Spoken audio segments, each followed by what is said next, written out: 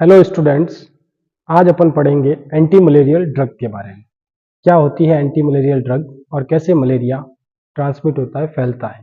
तो first of मैं आपको बता देता हूँ कि एंटी मलेरियल ड्रग में सबसे पहले अपन देखेंगे मलेरिया क्या होता है और किससे फैलता है।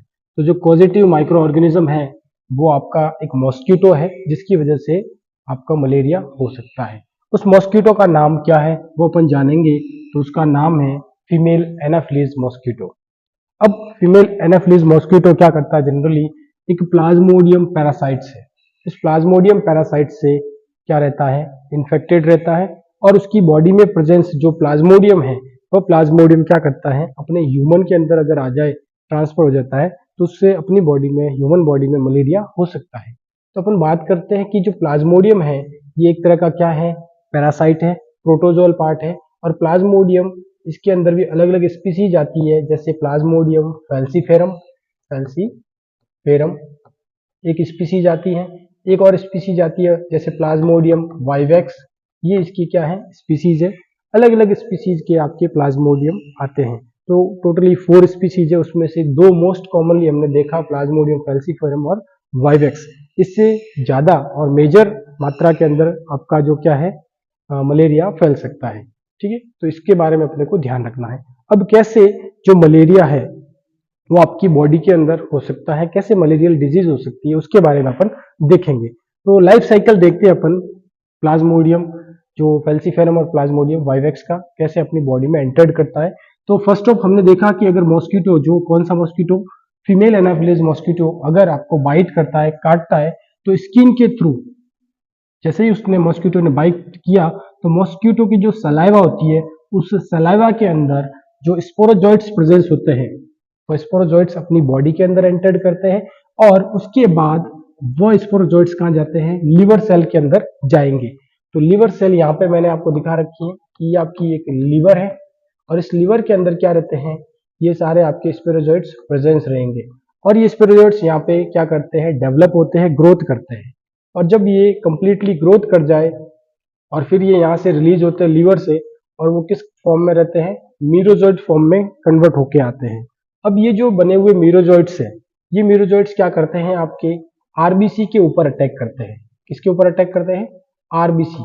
तो अपन इस वाली स्टेट को बोलते हैं इरिथ्रोसाइटिक स्टेट।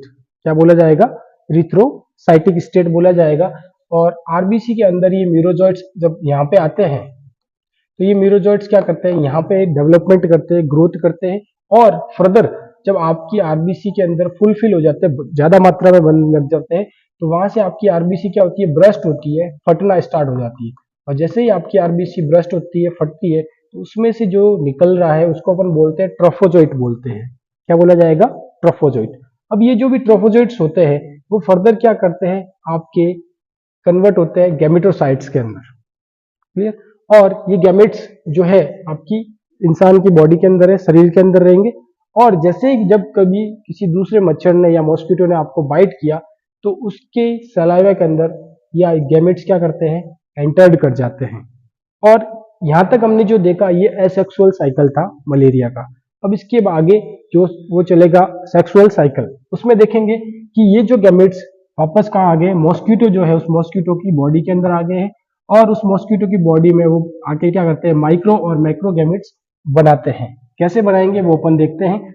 सबसे पहले जाइगोट का फॉर्मेशन होगा और उसके बाद जो मलेरिया की मिड गट वॉल है, उस मिड गट वॉल के अंदर ऑकिनेट बनते हैं। और ये ऑकिनेट फर्दर जो जाते हैं वो स्पोरोजेनेसिस प्रोसेस के द्वारा स्पोर का फॉर्मेशन करते हैं और उससे क्या बनते हैं, स्पोरोजोइट्स बनते हैं। वो स्पोरोजोइट्स फर्दर इस मलेरिया जो मॉस्किटो है इसकी सलाइवे में आता है। और फर्दर अगर ये मॉस्किटो किसी को बाइट करता है तो उसको मलेरिया कॉज हो सकता है, कर सकता है।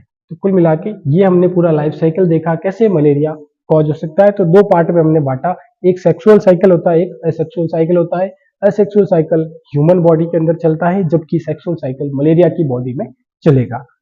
अब चलते हैं कौन सी एंटी मलेरियल ड्रग जो है वो अपन दे सकते हैं मलेरिया को ठीक करवाने के लिए। तो यहाँ पे हमने अलग अलग ड्रग को कैटेगराइज किया गया है। तो सबसे फर्स्ट हम जानेंगे 4 अमीनो क्यूनोलिन डेरिवेटिव। जो पहली कैटेगरी है उसको अपन बोलते हैं 4 अमीनो क्यूनोलिन डेरिवेटिव की ड्रग्स है। और इस ड्रग कैटेगरी में जो ड्रग आती है उसको अपन बोलते हैं क्लोरोक्वीन ड्रग्स। सेकेंड आती है हाइड्रोक्लोरोक्वीन ड्रग्स।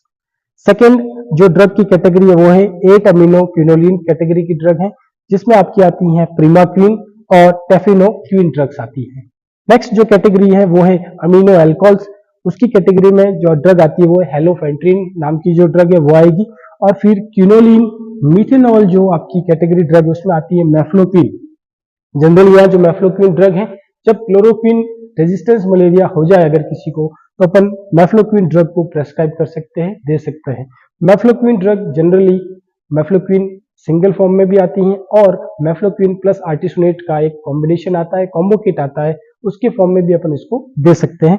फिर आती है ब्यूगेनाइड्स कैटेगरी के अंदर, तो ब्यूगेनाइड्स में आपकी आती है प्रोग्विनिल्स जो ड्रग है वो आपकी किस कैटेगरी में आएगी, ब्यूगेनाइड्स कैटेगरी के अंदर आएगी।